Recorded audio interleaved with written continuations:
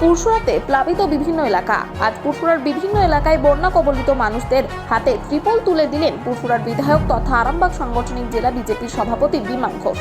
এদিন পুরসুরার বিভিন্ন বন্যা কবলিত এলাকা যেমন দিগুইঘাট, সামন্ত রোড, জঙ্গলপাড়া, জেলেপাড়া সহ বাঁধ সংলগ্ন এলাকায় বসবাসকারী মানুষদের হাতে ত্রিপল তুলে দেন তিনি জানান, নিজের সীমিত প্রয়াসের মধ্য দিয়ে যে এলাকাগুলি ক্ষতিগ্রস্ত হয়েছে সেখানকার মানুষদের হাতে ত্রিপল তুলে দিচ্ছেন। কাল পরশু আরো বিভিন্ন জায়গা পরিদর্শনে যাবেন তিনি। এই বিষয়ে আরো কি জানাচ্ছেন তিনি, আপনাদের শুনবো বিস্তারিত। 24 আওয়ার্স আরামবাগ রিপোর্ট।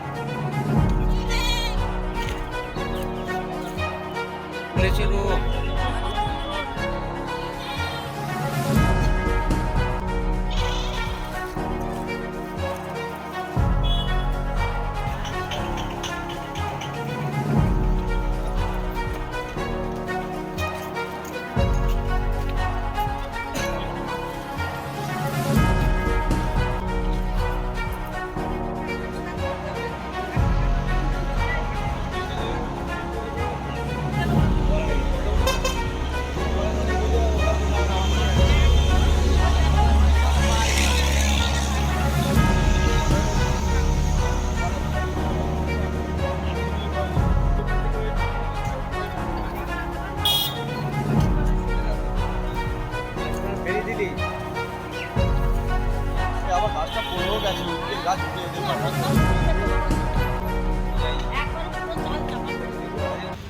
দেখুন, বিশেষ করে যারা বন্যা দুর্গত তাদেরকে যে বিধায়ক হিসাবে, সাধারণ মানুষ হিসাবে পাশে দাঁড়ানোর জন্য আপনার চেষ্টা করছি।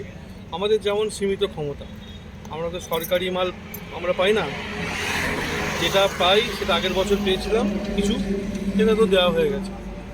এখন নিজেদের সীমিত প্রয়াসের মধ্যে এখানে যেখানে যেখানে ক্ষয়ক্ষতি হয়েছে, যেমন আজকে গিয়েছিলাম পুরসুরা মোড় থেকে যে রাস্তাটা বাঁধের দিকে সোজা তুলসীগঞ্জ চলে যাচ্ছে, ওই রাস্তা বরাবর বাঁধের গায়ে গায়ে যারা আছে, জঙ্গলপাড়া থেকে শুরু করে ওই এলাকা, বিডিও অফিস সংলগ্ন বেশ কিছু এলাকা, এই সামন্ত রোড সংলগ্ন, এখন দিগুইঘাট আছে, তো এই সমস্ত এলাকাগুলোতে যাবো দেবো। এবং কাল এবং পরশু মিলে এদিকে অরুণদা, বালিপুর, এদিকে এই আপনার কেলেপাড়া, কুলবাদপুর এই সাইডে ওখানেও যাবো। ওখানেও গিয়ে সাধারণ মানুষের পাশে দাঁড়িয়ে কাজ করার চেষ্টা করছি। টিউবওয়েল দেওয়া হোক, বাঁধ মেরামত হোক, বা খাওয়া দাওয়ার ব্যবস্থা করে দেওয়া হোক, বা কোনো শুকনো খাবারের ব্যবস্থা করা হোক, সব ধরনের হোক।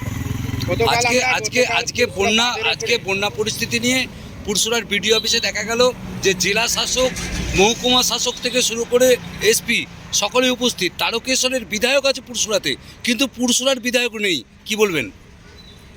এখন এই সরকারটা হচ্ছে স্বেচ্ছাচারী সরকার, এরা কোনো সিস্টেম মানে না, গণতন্ত্র মানে না। পুরসুরাতে এসে কাজ হবে বিধায়ক জানবে না, পঞ্চায়েতে কাজ হবে পঞ্চায়েতের সদস্য জানবে না। এদের কালচারটাই এটা, পুরো কালচারটাই এটা, সরকারি সিস্টেম পুরো এদের কাছে বিক্রি আছে। তাই আজকে এটা হচ্ছে।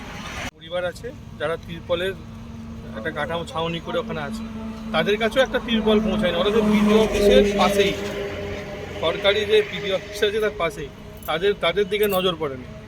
এরা নাকি এখানে ব্লকে কাজ করেও বিধানসভায় কাজ করে। আজকে আমরা সেখানে গিয়ে তিরপল দিয়ে আসি।